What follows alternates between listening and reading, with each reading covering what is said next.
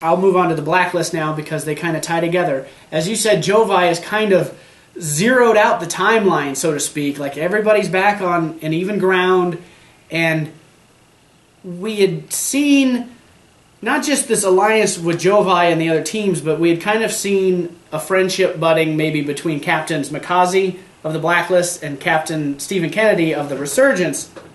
We saw how Stage 3 ended with the two of them getting into a little bit of a shoving match, and their teammates had to come out and pull them apart.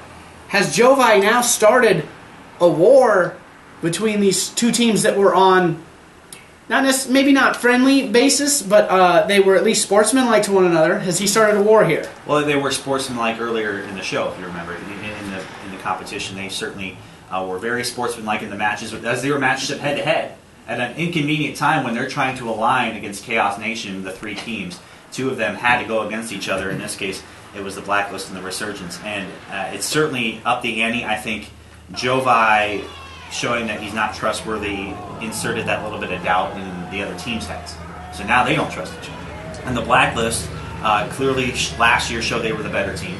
This year, they're still on top. But I think the Resurgence, there's a little bit of jealousy. There always was a little bit of jealousy, especially with Stephen Kennedy, because it's supposed to be his spotlight. I think a small part of him from his past is still there, and he wants that spotlight. And so when he combined with Makazi, they thought that this was going to be this great thing. But Jovi turned his back on both, and at the same time turned them against one another. And I think there's a lot of long-time resentment. They were led into believing and trusting and maybe coming together and facing Casey Carrington because they realized they couldn't do it alone. So they thought this alliance would be great, and Joe, I just pulled the carpet right out from underneath their feet, and now they're upset at one another. But at the same time, I don't know why they're upset at one another when they should be upset at Joe. As far as why Makazi might be angry at Kennedy and not Jovi is, with Makazi, there's a lot of subtlety, I think, since he doesn't speak a whole lot. We have heard him pipe up a couple times now, which is interesting. Mm-hmm. But you wonder, yes, Jovi gave the trophy back to Makazi at the end of Stage 2, but you wonder what was said between Jovi's call to arms and that moment happening. What was the conversation like between Kennedy and Makazi backstage? Did Kennedy really push for this? Because Kennedy accepted Jovi's handshake right away. Right. But at the end of Stage 3, Makazi, one of the couple of times he's now spoken up, is he said to Kennedy, he said, "I told you." I told you! Told me what? That's kind of where I think the anger is coming from. I think he might feel like he was led astray a little bit by Kennedy. And we brought it up already. Makazi and his clutch experience. There is a jealousy there. And at this point now, with the championship on the line in this wild card stage, something that's never been seen in PWCS before, pitting teams against each other and mixing it up in ways that we haven't seen done before, I really think that there is no chance to repair this between now and the end of the year. Going back to last year, last year's season came down to the final two matches at Stage 3. One of them was Christian Rose, Matt Fitchett. The other one was Stephen Kennedy and Makazi. And now those two, Makazi and Kennedy, will be in this fatal four-way with Casey Carrington and Jeremy Wyatt. Out of those four guys, Makazi is the only one with the experience who's gone out there on a big stage with everything on the line and put somebody away for the 1, 2, 3 to get into the championship.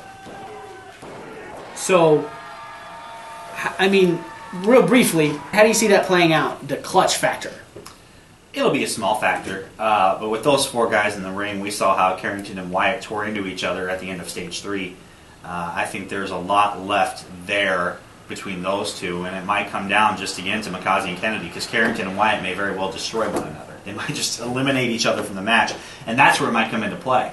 Kennedy's going to be extra motivated because of what happened last year, and because of how stage after stage after stage, he just couldn't find a way to win. That's changed this season, though. It has. He's picked up quite a few W's. He has picked up quite a few W's, but that's got to creep back into his mind now that the stakes are higher. Is he going to have a straight head? Is he going to be able to focus, especially when you've got two guys in Wyatt and Carrington that want nothing more than to hurt each other badly? Makazi and Kennedy, when it comes down to those two, if that jealousy from last year, like we were just talking about, comes to the surface, boy, Makazi's got the edge. You have to look at the match. You have Carrington, who likes to cheat. You have Wyatt, who has Greg Jovi in his corner, and he will be pulling the strings. He will be helping Wyatt win. At the same time, you have Mikaze with the clutch experience, but you also have Kennedy, whose back has been against the wall many times before, and he probably feels like his back will be against the wall again. So he's going to come out fighting from that corner. You have Mikaze and Kennedy, who are upset at one another for trusting Greg Jovi. So you have fresh wounds, so you can see who will be attacking each other, and that whole clutch experience is a very small factor here in this main event.